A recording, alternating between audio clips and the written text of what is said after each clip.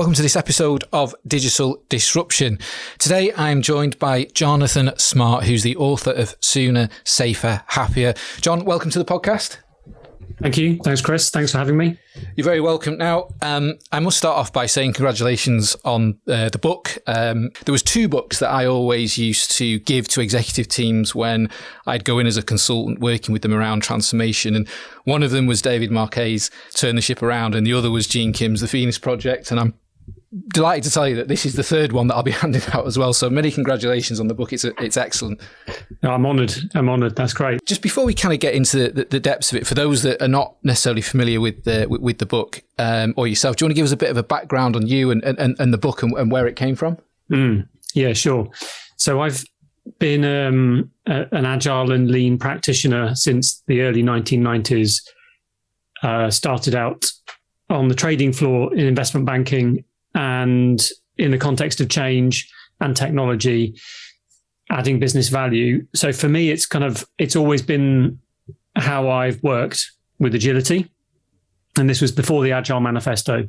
And I've just seen over time how much more successful people have been taking an approach with more agility, think big, start small, short, quick time to learning, compared to the big white elephant, huge programs and projects where quite often in the companies I've worked at, you see these tens or hundreds of millions of pounds or dollars initiatives which deliver a fraction of what they were intended to deliver. So for me, it's been a bit of a no-brainer. And during the course of my career, I've taken teams on the journey from traditional ways of working to working with more agile and lean ways of working, repetitively many times. And that includes regulatory work, and we've had better outcomes. So then this led to me a couple of roles ago. I was head of ways of working at Barclays Bank across 80,000 people across the organization globally. So I was leading on the adoption of agile and lean across the whole company. So lots of learnings from that, lots of mistakes we made. So a lot of the learnings and mistakes are in the book so that you don't have to make the same mistakes that we made. And then I did a couple of years at Deloitte where I was working across industry sectors. I was the global lead for business agility, helping organizations increase their agility. And now I'm running my own company, or our own company, which is Sooner, Safer, Happier, as per the name of the book, where again, we're helping organizations across industry sectors improve their outcomes through better ways of working. Fantastic. And I'd like to dig into the book, and that's a really good place to segue, actually, because in the book, you talk about OKRs and focusing on outcomes. You know, outcomes is a big piece that you just mentioned there, and certainly in my own career has been one of the challenges that businesses have sort of almost failed with is to focus on outcomes. But tell us a bit more about the points around what the importance of focusing on outcomes and sort of where these OKRs fit into that. Yeah, and this is really the central message, and this is why the book is called Sooner, Safer, Happier, is because the main anti-pattern, the main mistake I see organizations making, and we made this mistake back in 2015, is focusing on agile for the sake of agile, or doing an agile transformation, or doing a lean transformation, or even the word digital. Yeah, we're doing a digital transformation. And organizations are kind of focused on the wrong thing. Organizations are focused on how agile are we? How many agile teams do we have? What's our level of agile maturity? The learning the hard way here is that's what we did in 2015. We were measuring how many agile teams we have. It doesn't necessarily translate to better business outcomes. And so there's this kind of agile, lean, digital Kool-Aid that people drink, and they think it's a silver bullet which will fix every problem. Instead, focus on the outcomes. This is the learning. So we pivoted 2016, pivoted to focus on the outcomes. The full expression is better value, sooner, safer, happier. Better is quality, value is value, which is unique. Sooner is time to value and time to learning, which gives you genuine agility. Safer is compliance. It's regulatory requirements, it's risk, and happier is happier customers, colleagues, citizens, and climate, because improving ways of working is not at any cost to society or the planet. So that's the key learning. Focus on your outcomes. I found those words, better, value, sooner, safer, happier, to apply for any organized human endeavor. It doesn't matter if it's government, public sector, private sector, charity, religion, any organized human endeavor. So focus on the outcomes. You mentioned OKRs, objectives and key results. They are a great way to measure outcomes. The O is your outcome, the key results, the KR. Those are your measures, so you know you're heading in the right direction.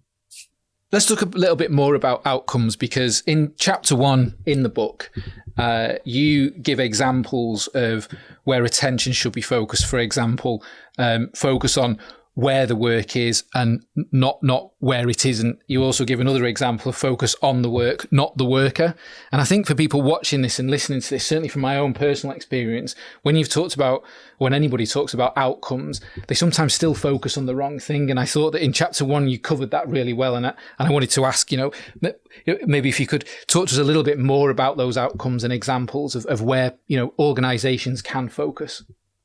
Yeah, so on that example around focusing on where the work is or the work isn't, for most large organizations, in my experience, knowledge work is waiting in a queue 90% of the time, typically. So typically the flow efficiency, the amount of time that work is being worked on versus work is waiting, for large organizations is only 10%.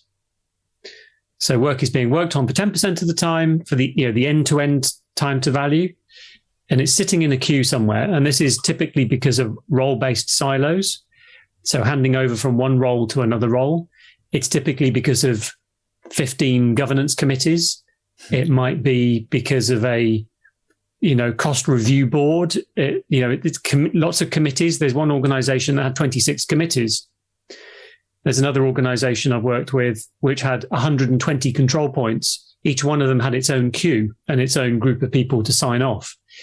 It's a miracle anything ever gets done. And, so the pretty much the worst I've seen, the end-to-end time to value from deciding to start working on something to actually delivering value and actually monetizing that value, on average, it was about 2 to 3 years because of all of these, checkpoints and committees and work waiting and role-based handoffs.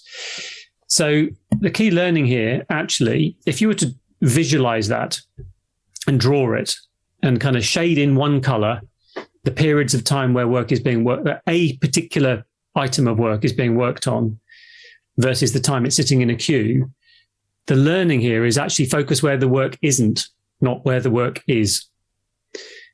Typically, organizations are focusing where the work is. So, how can we get these people to do this work quicker? Actually, look where the work isn't, because that's where 90% of the waste is. So why is it sitting in a queue? What are the impediments to flow? And again, I gave you a whole load of examples there. So focus on, and this is the theory of constraints from Goldratt. Yeah. He wrote a book called The Goal. And a lot of these learnings, these learnings come from manufacturing, but they also apply to knowledge work.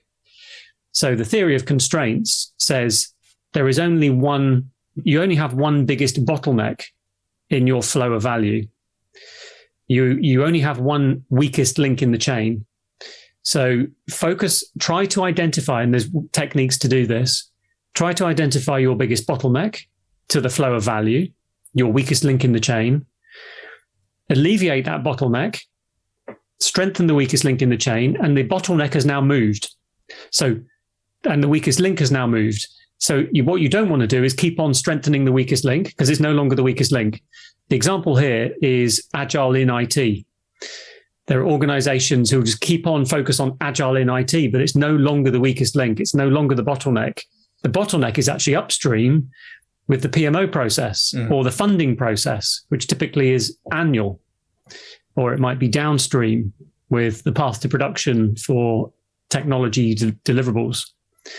So I hope that answers your question Chris, No, it in does. terms of where work is and where work isn't. They're great examples, actually, really good examples. And it brings me actually to a question around waste, because what you're doing is identifying waste, and there's so much cost, money lost in those waste areas, which, I asked about OKRs before, sometimes referred to be in other organisations who are not focused on opposite KPIs. There isn't KPIs or measures around that waste. And so one of the questions I had was about this.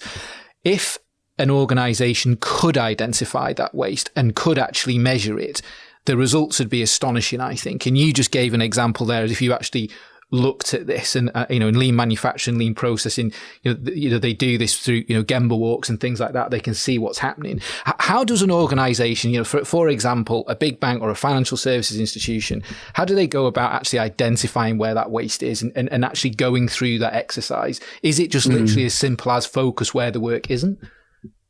So, recommendation is to start out with value stream mapping. Yeah. VSM, value stream mapping. You can basically, you get a bunch of people together virtually or physically who are involved in the end-to-end flow of value. So from concept to cash. Yeah. Typically, in my experience, when we run this type of exercise, it's the first time that all of those people have ever met each other, even though the average tenure might be 15 years or 20 years working at the company, but people have only ever been focused on their little part of the process, either, right at the beginning around the PMO or the funding, or operations at the back end, the path to production for a technology deliverable, and so on. So often it's the first time they've ever met each other. Typically, no one has a view of the actual end-to-end process. None of the people in the room actually realize the whole process. There's loads of light bulbs going off in the room. And then you map it either physically on a big wall or using virtual tooling. You map your flow of value and all of the steps that people go through. And then this is the same for manufacturing. And then what you do is you just have a good enough estimate of, well, this task takes about an hour, but typically it's been sitting in a queue for 3 months. So you just do the value add time and the wait time, just finger in the air, just good enough. Bingo, you've got your good enough estimate of flow efficiency. You've also you'll get the group in the room to brainstorm, right, where are the biggest impediments to the flow of value? And normally it's pretty obvious. So, you as a group, you'll prioritize, it's this one, and this one. So for example, 26 committees to sign off a piece of work. That's a no-brainer. We need to simplify that. Shift left some of the decisions or delegate some of the decisions. Don't bubble up stuff to a few in authority, bubble it down. Allow those with the information to make the decisions, for example. So that's a good place to start. And then to make sure it's living and breathing, Kanban boards in terms of visualizing the flow of work is a good technique. And actually making work transparent, because typically knowledge work is not transparent. What I mean by that, on a manufacturing floor, if there is a bottleneck, you see the inventory stacked up behind the bottleneck. So you've got to simulate that with knowledge work if you want to be able to see the bottlenecks very clearly. Great way to do it. Kanban board, each piece of work is a ticket. If you see the tickets starting to rack up somewhere and you've got, 20 tickets all stacked up, you've got a problem. So then you can swarm on that problem. You can alleviate the blocker. And in your Kanban board, so Kanban board being kind of, columns, if anyone doesn't know what that term means, you're visualizing the work states, the flow of work. If you have a working column and then a waiting column for every process state, you can then start to systemically measure your flow efficiency. If you move the ticket, the piece of work to I finished working on this, it's now sitting in a queue, you can use the tooling to measure that. So then you have a real-time view of your flow efficiency. The best I've seen is one business unit go from roughly 10% flow efficiency to 40% flow efficiency in a couple of years. And what that means is they are now delivering 4 times more value, 4 times more frequently on average, which is significant. Yeah. And I think this comes to me for marginal gains. This is where you can really, and if that's just in one business unit, what could we do if this was replicated across multiple business units?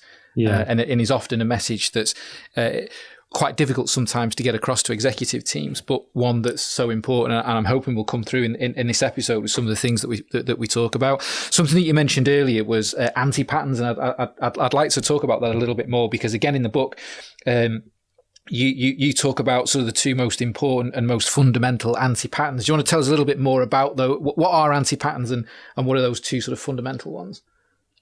Yeah, so I like the language of patterns and anti-patterns, because there is no one size fits all. Improving ways of working in organizations is unique. Every organization is unique. And the improving ways of working is emergent. It's not deterministic. The only way we know what's going to happen is by acting. And acting in the space changes the space. So there is no such thing as one size fits all.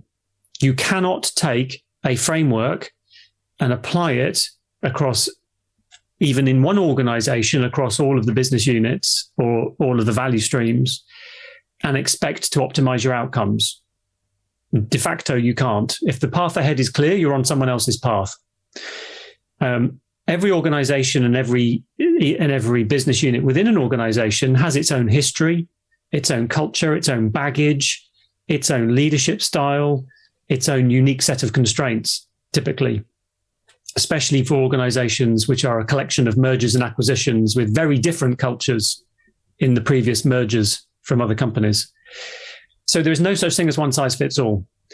So therefore, I like the language of patterns and anti-patterns, because patterns are usually successful, and they are, we've seen on a repeating basis across organizations, we've seen an approach which will generally, 80%, 90% of the time, it will give you a tailwind, and it will make a hard job slightly less hard.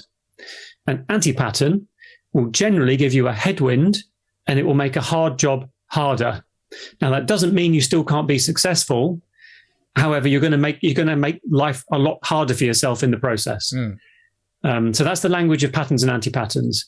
So the number one kind of pattern, anti-pattern, I've already mentioned, which is don't focus on agile for the sake of agile, or DevOps, or digital for the sake of digital. Instead, focus on the outcomes: better, value, sooner, safer, happier, or whatever words work for you.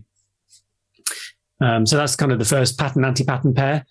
And then the structure of the book is there are eight chapters, and each of the chapters is a macro level pattern and anti-pattern pair, which then has it further broken down into anything from 3 to 5 patterns and anti-patterns within that macro theme.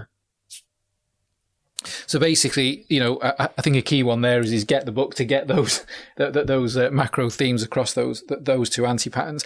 In terms of no organisation is the same. I understand that, and I'm sure people watching and listening to this will do. But there are likely going to be commonalities that organisations have in terms of the challenges that they face on their transformation. Given your level of experience and expertise in this across the organisations that you've worked with, what are some of those commonalities that you see there, and what are the best ways to go about overcoming those challenges? Yeah, and on this question, Chris, what I'll do is I'll actually start to reference the 8 macro patterns and anti-patterns that are in the book. So the first one is, or rather, the second one is think big, start small, and don't try to do a big bang. So the challenge here, the anti-pattern is to do a big bang transformation. You have the Kubler-Ross curve, which is a peak of excitement, a trough of disillusionment, and eventually you climb out of the hole. Yeah. Or you give up at the bottom. And so this Kubler-Ross curve if you do a big bang transformation in an organization, the dip on the bottom of the curve is deeper and it's longer. So you have chaos for longer. And it's just basically it's change done too quickly and people can't keep up. There is a limited, the pace of change is determined by the speed of unlearning and relearning with people. And people have a limited velocity to unlearn and relearn. That's the pace of that's the pace of real change. So when organizations force it, you have new labels on the same old behavior. And I've made that mistake. And we had that. We had new labels. We had exactly the same old behavior, but things were called stand-ups with product owners and scrum masters. But in reality, not a lot had really changed under the covers. So that's a lesson I've learned the hard way. So think big, start small, learn fast. Have a big aspiration, start small, run really small experiments, nail it before you scale it, fast time to learning, and then you can start to step your way up. The profile I recommend is an S-curve profile. So keep the gradient to change low to start with. And then maybe it's kind of one team at a time, 2 teams, 3 teams, 5 teams. When you get to 5 to 10 teams in an area, you then maybe go 5 teams at a time, 5, 10, 15, 20, then maybe 30, 40, 50, 60, depending on the size of the organization. And that's what I've done successfully a number of times, because by then you've got an organizational understanding. You've created a path for better ways of working, and people in roles like risk and finance and compliance are on board. An internal audit, they're on board, they're coming on the journey. You haven't left them behind. So that's a key one. Another one is invite over inflict. Common mistake, inflicting, right? You're all going to do agile or whatever it is. You're all going to do agile, whether you like it or not. That's not very motivational. That's not going to lead to the best outcomes, clearly. So invitation over infliction. Who wants to go first? Diffusion of innovation curve, Everett Rogers. You have your innovators on the left and you have your laggards on the right. So let the innovators identify themselves and put their hands up and get behind the innovators. The words convince and resistance shouldn't enter your vocabulary if you're going about change correctly. The next, and I'll stop after this one. The next one, which is incredibly important, is the leadership team will make it or break it. Or rather, not the leadership team. Leadership will make it or break it. And this is leaders at all levels. So this is not just, pointing your finger up and like them as the leaders, they're not doing what they need to do. It's everybody as a leader. It could be new, apprentices, new joiners, graduates, everyone as a leader. And in particular, this is about role modeling, displaying vulnerability, courage, exhibiting psychological safety, creating psychological safety, and having an emergent mindset. So acknowledging that the future is not knowable. And this is really pretty binary, because if you don't have leaders at all levels exhibiting the right behaviors, encouraging psychological safety, encouraging experimentation, encouraging learning through intelligent failure, there will be no improvement, because people will be, people just are not willing to fail if the messengers are shot. And bad news is buried. There's no, you don't want to have a red rag status. So that last one is absolutely critical around creating the right culture and environment for improvement and intelligent failure. I couldn't agree with you more. Leadership is one of the ones that often I found myself has been one of the challenges across an organisation. One of the things I've done and I've found has worked incredibly well, this is admittedly pre-COVID, was actually taking leadership teams to manufacturing environments so they could actually see raw material and then let them walk the line and see sort of things from a lean perspective, and then actually then going back to base to then see that in their world and translating that. That's one thing that's worked really, really well in my experience. But I wondered, do you have any examples or recommendations that you could to help leadership teams, or certainly I've often found that there's a middle management group that are tasked with these things, that they're tasked with a transformation of some nature, and they're very skilled and they're great at what they do. But in terms of then trying to take that leadership team on a journey and get them moving forward, have you got any examples or recommendations for how to help do that? A couple of thoughts spring to mind. The first one is to focus on the why. And the second one, in relation to your example of looking at a physical manufacturing floor, is shared storytelling. So the first one on the why, what I have found to work when I'm helping organizations improve their ways of working is, and with people in leadership roles, but again, this is not about them as leaders, this is everyone is a leader, is to start with the question why. And before I've said anything about sooner, safer, happier, before I've said anything about agile, digital, DevOps, whatever, none of that matters. What matters is how are things going? And if everything's going fine, great. You don't need my help. You don't need to do anything if everything's fine. I've yet to come across a company where everyone has said, yes, everything's fine. So start with the question, why? Why change? How important is change? And every single time, the same type of things come up, which is we're too slow, we're inefficient. Often colleague satisfaction is not where we would like it to be. Often customer satisfaction is not where we would like it to be. Often because we've lived through a tipping point in the latest technology-led revolution, the age of digital. Often there's smaller, more nimble competitors who are eating our lunch. It's survival. I love it when this answer comes up, which is it's survival. It's an extinction moment. I love it when that answer comes up, which is true. Because not changing isn't just standing still. Not changing is actually going backwards. Yeah. Because other organizations are moving forwards and we have new tools at our disposal. So start with why is the first one. So, and get a very clear alignment with a team of people on the priority of the why. So, for example, better value, sooner, safer, happier. Quality, time to value, safety and happiness, or whatever words work in context. That's number one. And then once you get behind that, everything else is more it is more the difficult bit actually around how you do it. But at least you've got high alignment on the goal. The goal is we want to be quicker time to value, happier customers and colleagues. Secondly, the second part to the answer, as per your example, is the shared storytelling. So it could be a Gemba walk, a go-see on a physical manufacturing floor. I had the good fortune of being able to have a tour of a jet engine manufacturer.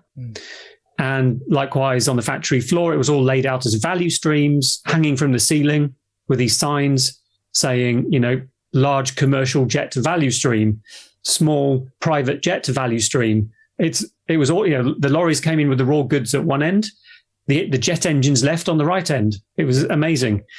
In a more knowledge-based context, I run a number of forums where organizations come together and share their learnings. So I've often found light bulb moments to go off when you've got some peer-to-peer sharing. Yeah. So you're connecting leaders to their peers at other organizations. They're doing storytelling in a vulnerable manner. So, it's not all roses. We tried this failed. We tried this, we had some success. And then I have seen some light bulbs go off and some energy injected as a result of doing that. Fantastic. I mean, there's so much, forgive the value in in the things that you've been talking through, John. I know there's so much there that people will take from watching and listening to this episode. One final question I would like to ask as we start to wrap this up now is that in particularly in larger corporate settings, often the ask to whether a transformation, whatever it is, there's a big journey taking place, but that ask is often something that's come down from the top. It's a strategic objective that often is unrealistic, whereby, and I'm sure you'll have seen this, whereby, a PMO has said, well, how's this, go and tell us how long this is going to take. And they come back and say, we think it's going to take this, or that's not good enough, it needs to be quicker. We see, I'm sure you've seen it, we see this a lot, and it still happens today. How do you recommend people go about communicating to leaders around the business? Well, look, actually, we can't just keep going back and chopping and changing this. We've got to fundamentally change the way we think and the way that we work. That's a difficult message sometimes to pass up the chain in a bigger organization. From your own experiences, how do you recommend people go about doing that? First thought is grassroots will hit a glass ceiling. So it can't be bottom up only, is my first thought. So there has to be support from the most senior team possible.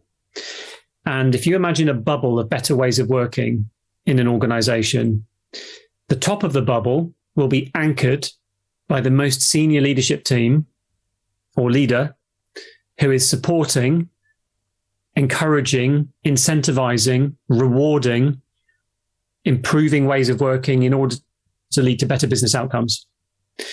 So if it isn't the top table, good luck. You might have some success and you'll have an almighty headwind. If you're within that bubble, you'll be able to be successful within the bubble, and there will be problems interacting with other parts of the organization. There are strategies for dealing with that, but far better to have the incentive, and incentivization is the key word. To have incentivization, ideally from the top of the house. And it's not incentivization to do agile or do digital. It's incentivization to improve.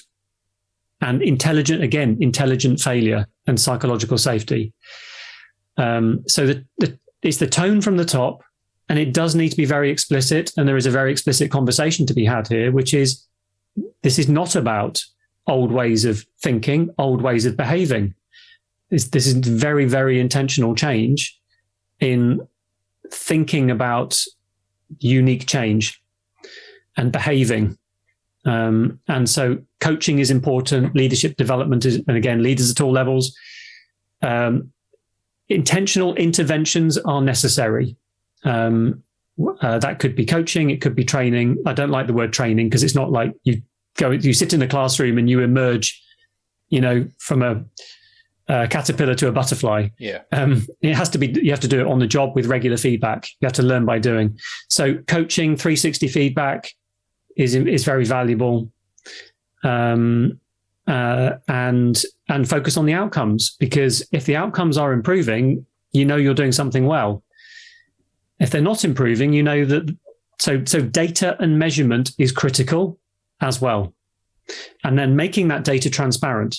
And what I found to work is with a healthy level of competition, you stack rank business units or value streams in terms of their improvement over time.